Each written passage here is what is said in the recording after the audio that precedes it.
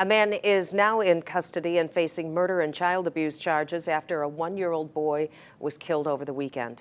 It happened Saturday morning in an apartment in downtown Grand Rapids.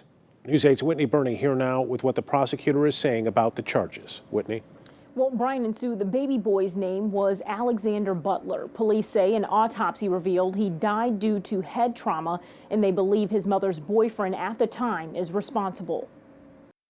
Saturday morning, first responders were called to an apartment home on Weston Street Southwest in downtown Grand Rapids for reports of a one-year-old not breathing. Police say one-year-old Alexander Butler was then taken to Helen DeVos Children's Hospital, where he was pronounced dead. 23-year-old Alex John Radulovic, who is believed to have been the boyfriend of the infant's mother, is now facing a felony murder charge and a first-degree child abuse charge. Child abuse in the first degree essentially is knowingly and intentionally causing serious physical harm to a child, and that's got to be, it's not just anybody, it's got to be a caregiver essentially. You know, usually it's a parent, a guardian, something along those lines. Kent County Prosecutor Chris Becker says first-degree child abuse charges are the most serious and fairly rare. So it's not accidental, it's not reckless. You got to knowingly, intentionally do some action that causes that serious physical harm.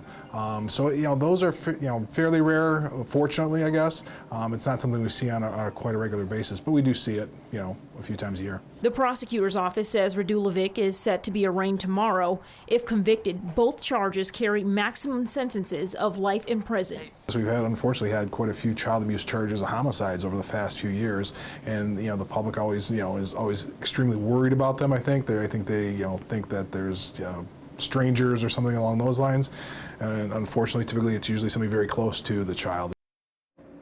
Now tonight, the Kent County prosecutor says they believe that Radulovic acted alone in this. He's currently being held at the Kent County Jail. In the newsroom, Whitney Burney, News 8.